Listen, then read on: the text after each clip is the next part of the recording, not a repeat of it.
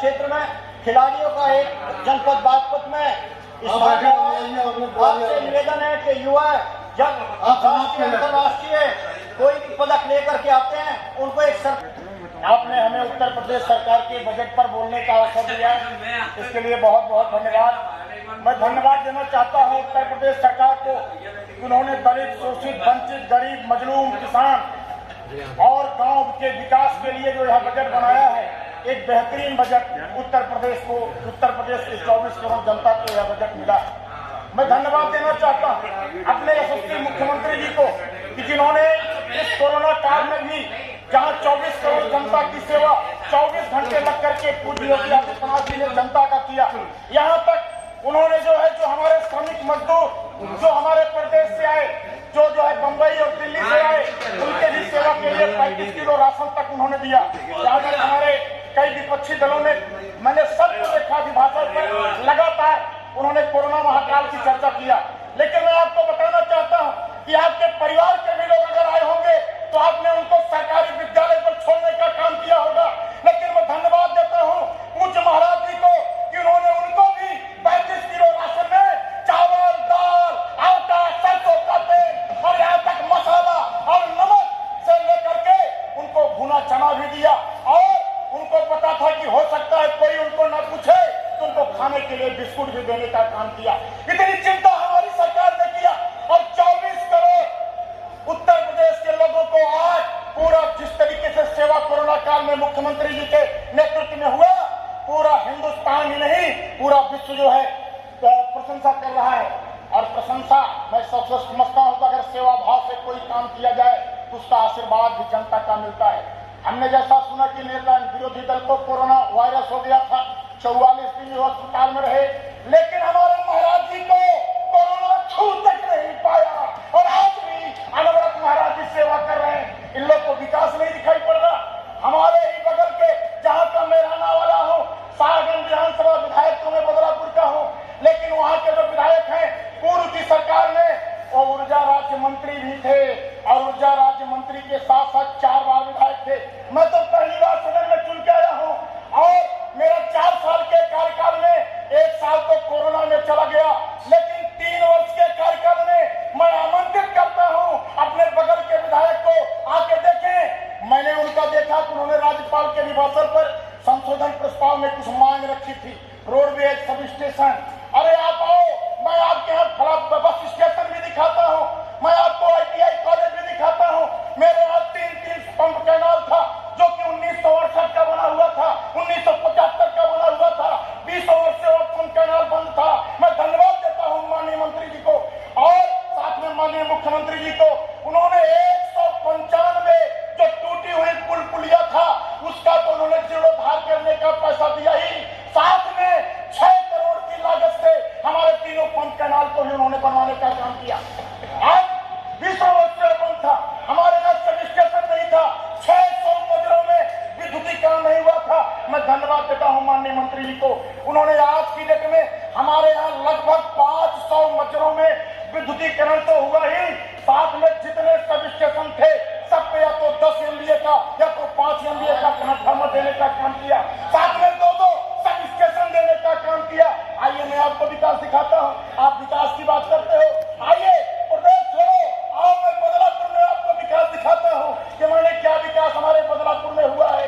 इतना ही नहीं, मेरे यहाँ मैं आपको बताना चाहता हूँ 9,068 आवास बने हैं, लगभग 70,583 हमारे यहाँ शौचालय बने हैं। और इतना ही नहीं, 210 ग्राम सभा है, 210 ग्राम सभा है, और 210 ग्राम सभा में 210 सामुदायिक शौचालय बनकर के तैयार है।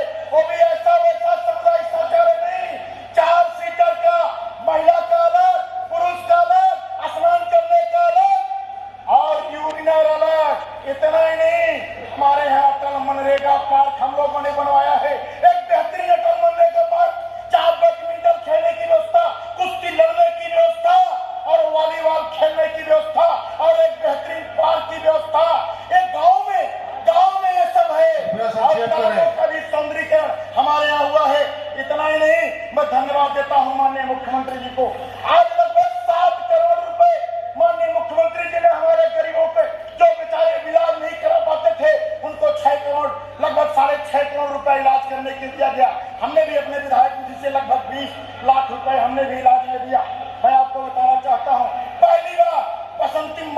मैं बात खत्म करूंगा।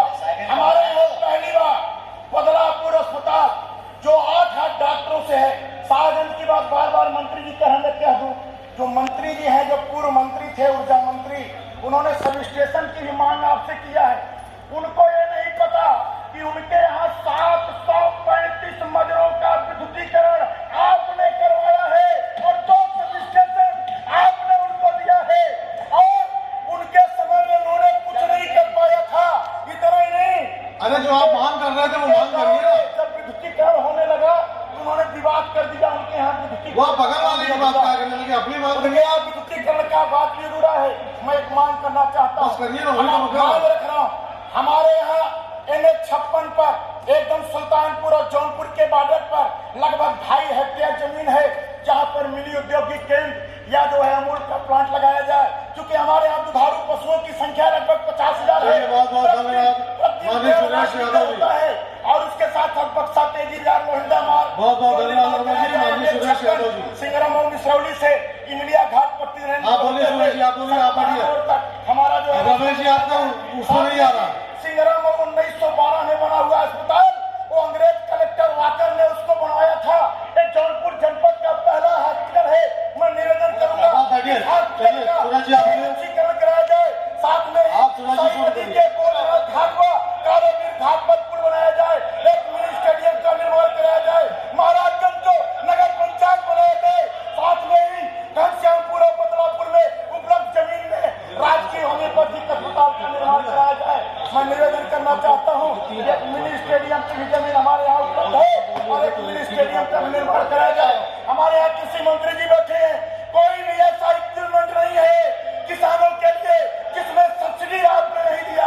आप किसान खुशहाल हो गया है, आप किसान की आय दोगुनी होने लगी है, ये आपको दिखता नहीं। अगर दिखता नहीं तो आइए, चलिए बदलापुर की सैर कराता हूँ, बदलापुर के विकास की सैर कराता हूँ।